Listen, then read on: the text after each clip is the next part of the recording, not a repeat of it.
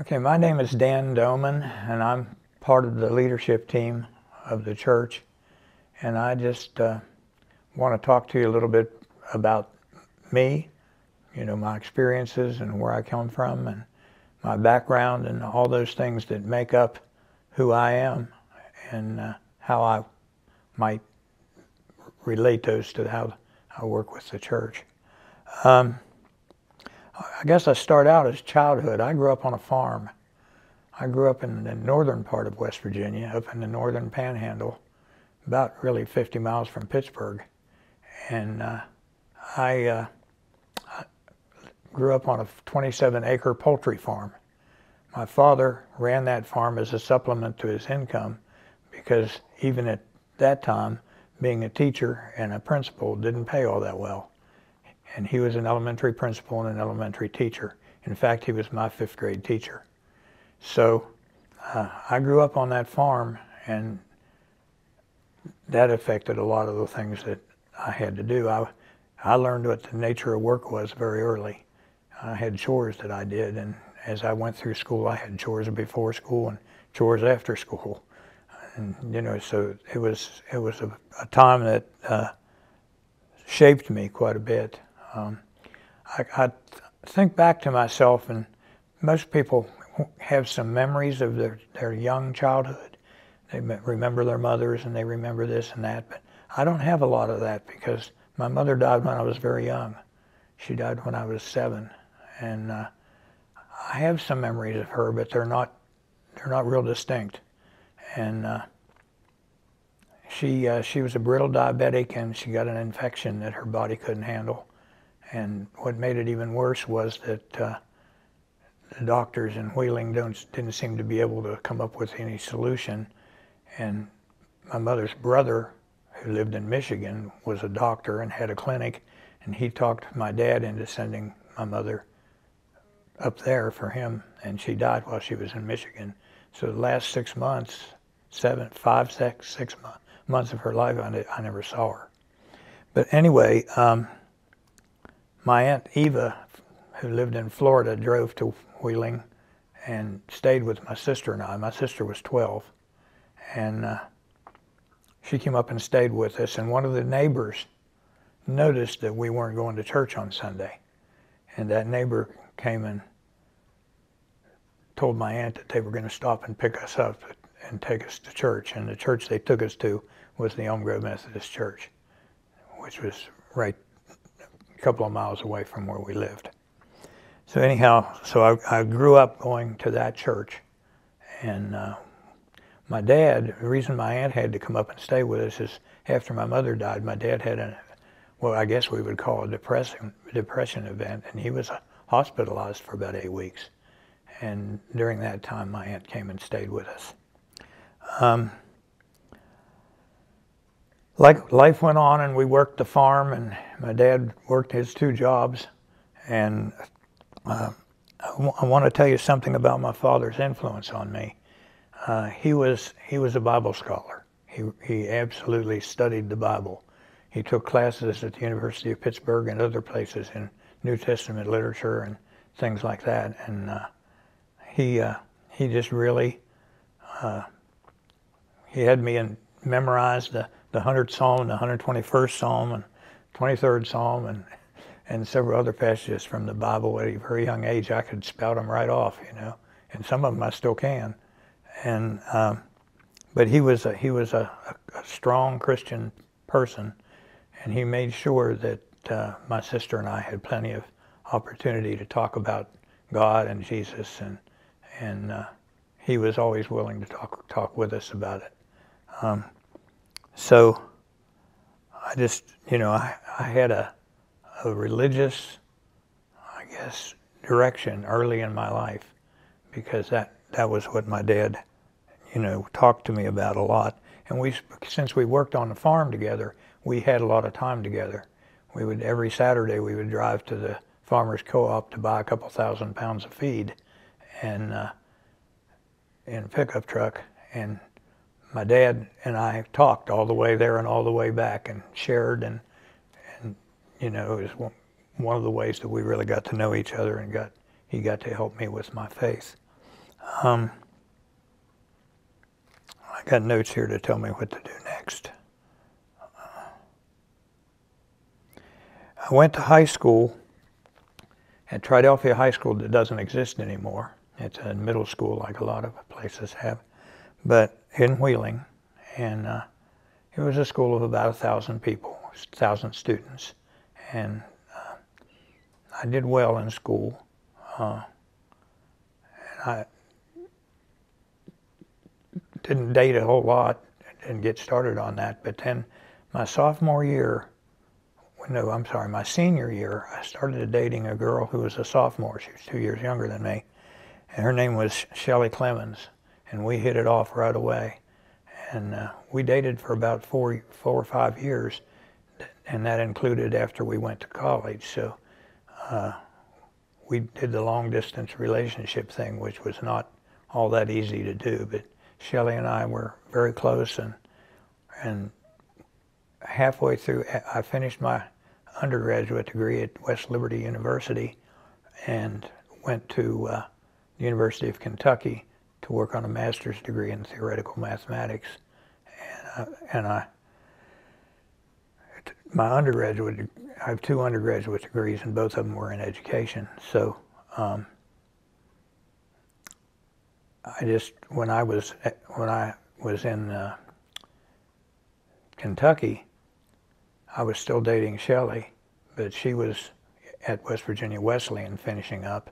And when she graduated, it was after I still had a year to go at Kentucky, we got married. And we had a really good marriage. She was a great wife, and we got along really well. When I finished my work at the University of Kentucky, I took the job here in Beckley. And the job I took was teaching physics at Woodrow Wilson High School. And Shelley came along, of course, and in fact, after we got married, she had spent the first year of our marriage in Kentucky with me. And then after that year, when we both moved to Beckley, she took a job as the librarian at the Veterans Hospital, and I took the job as teaching physics at Woodrow Wilson High School. And that's what we did. We got along well, and had a good life and a good time together. Had a lot of good friends. We tried to find a church to go to, and we started going around and going to different churches. Went to a lot of different churches. We'd get up in the morning and decide which one we were going to go to that day if it was a Sunday. And we found ourselves repeating at United Methodist Temple more often than any of the other churches, because it just seemed to be more friendly to us. The pastor, Ross Evans, was what I call a teaching pastor. He always had a good lesson, to teach in the sermons, and you felt like you grew in your faith just by hearing the sermons and thinking about what he was directing. So we eventually decided that United Methodist Temple was where we were going to be, and so we became members of United Methodist Temple, and that was close to 50 years ago. So it's been a while. After, let's see where I'm going.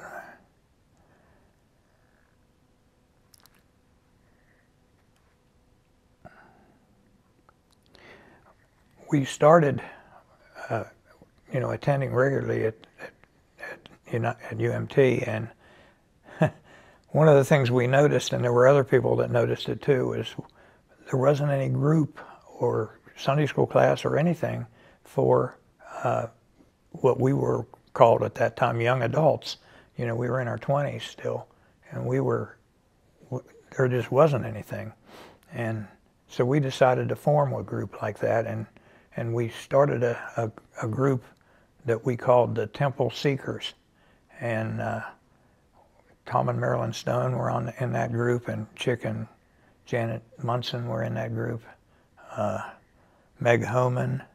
We had a group of about 15 people, and we formed a Sunday school class, and we started meeting in a room that was off the balcony of the church when we were still over on South Kanawha Street. This church had not been built yet. And we formed a Sunday school class, and we took turns teaching. We passed it around. And so you taught a lesson, and then somebody else taught the next one, somebody else taught the next one, until it came back around to your turn again. And we found out that over a period of a few years that we started losing people from the class because they didn't feel comfortable teaching. But they felt like they had to if they were going to stay in the class, because it was what everybody, responsibility was. So a group of them came to me and said, Dan, how would you feel about teaching the class all the time? Just teaching this every week.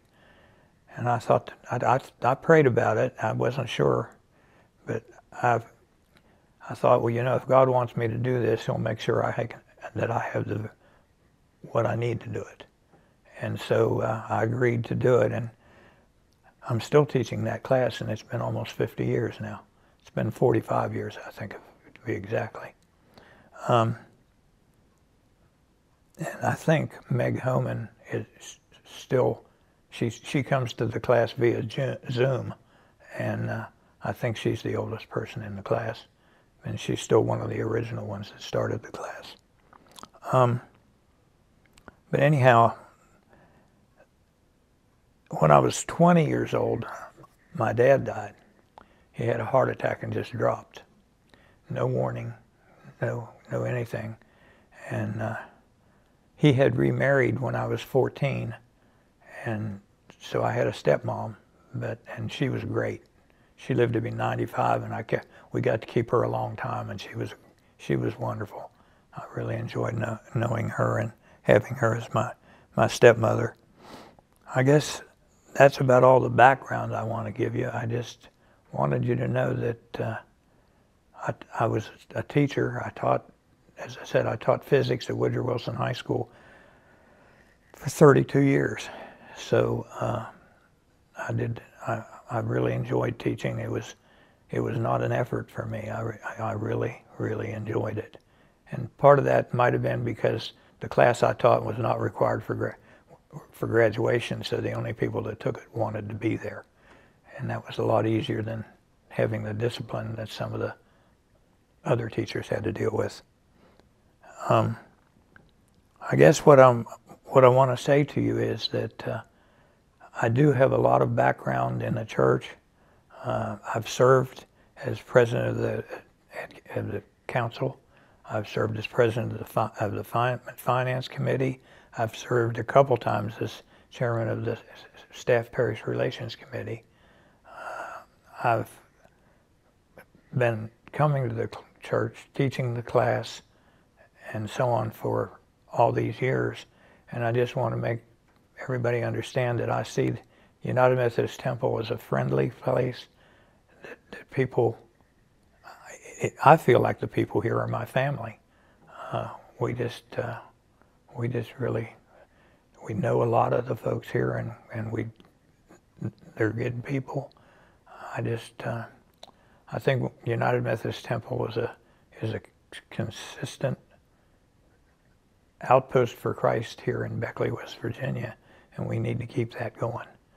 So, if you see me in the sanctuary and you don't think you know me or I don't know you, come up and talk to me.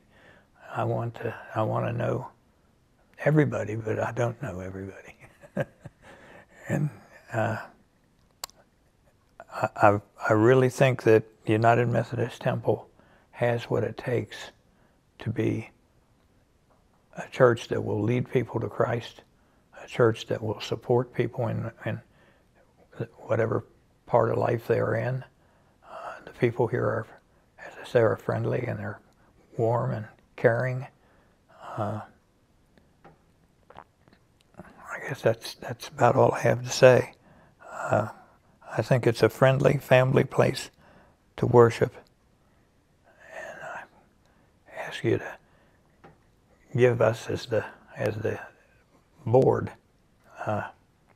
your support, and understand that everything we do is to try to make this the best church and the best, as I said, outpost for Christ that we can make it. So thank you for listening to me.